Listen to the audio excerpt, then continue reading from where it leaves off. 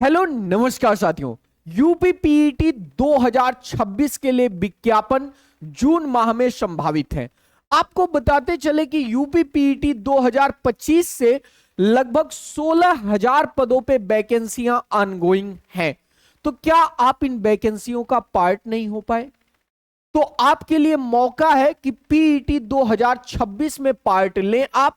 और आगे चुनावी वर्ष है तो संभवतः इससे ज्यादा वैकेंसी देखने को मिलेगी, तो आप आने वाली वैकेंसी में पार्ट लेकर के सरकारी नौकरी का सपना साकार कर सकते हैं।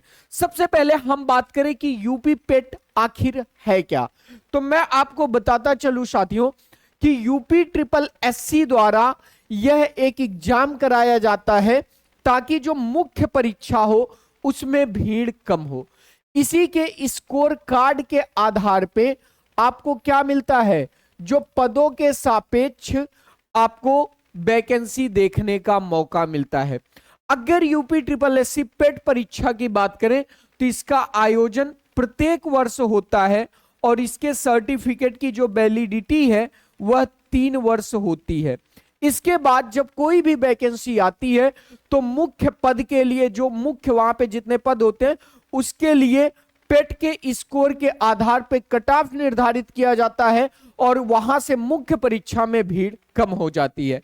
अगर हम लोग बात करें अभी जो यूपी पीईटी 2025 का एग्जाम हुआ था, इस एग्जाम में टोटल 19,43,171 स्टूडेंट पार्टिसिपेट किए थे और इससे अभी तक 16,000 पदों पर विज्ञप्ति आ चुकी है या ऑनगोइंग है।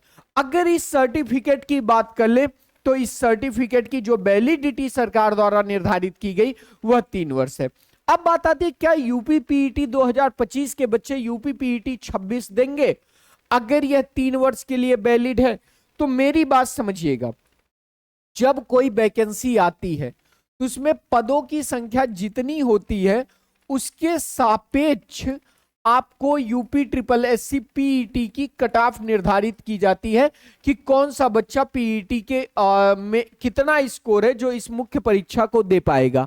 ऐसी स्थिति में होता क्या है कि अगर आपका स्कोर कम है, अगर आप इन 16,000 पदों में प्रॉपर नहीं मौका पाए हैं तो आप फिर से पीईटी 2026 की तैयारी कर सकते हैं और इस पीईटी 2026 से एक बेहतरीन स्कोर ला करके आप इतना स्कोर कर सकते हैं कि अगर मुख्य परीक्षा में कम पद भी आते हैं किसी के तो वहां पर आपको टॉप रैंक में मौका मिल जाए उस एग्जाम को देने का।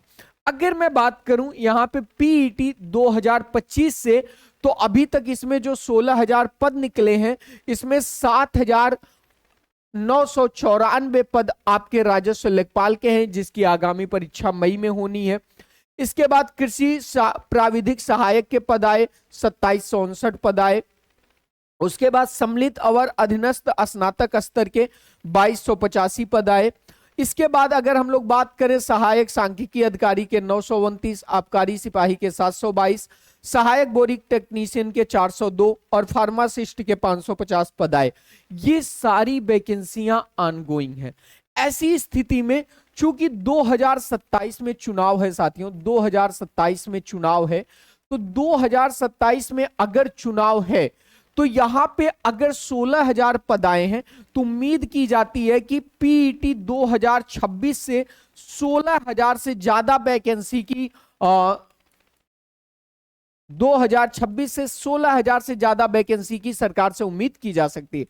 ऐसे में आपके लिए जो सबसे जरूरी चीज है वह यह है कि आप पीईटी 2026 की एक बेहतरीन तैयारी करें जिसकी अधिसूचना जून 2026 में जारी होनी है, ताकि आप किसी भी वैकेंसी की आने वाली मुख्य परीक्षा में पीईटी स्कोर के जरिए आप बैठ सकें।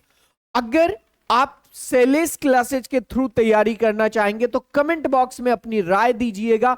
हम लोग पीईटी 2026 के लिए निशुल्क सभी विषय की तैयारी YouTube पर करवाएंगे, तो अपनी कमेंट बॉक्स में राय जरूर दीजिएगा। साथ ही साथ पीईटी 2025 परीक्षा अगर आपने दे रखी है तो ये बताइएगा कि आपका न्यूनतम परसेंटाइल कितना है। आज के लिए इतना ही। जुड़ने के लिए बहुत बहुत शुक्रिया। Thank you, bye bye, take care.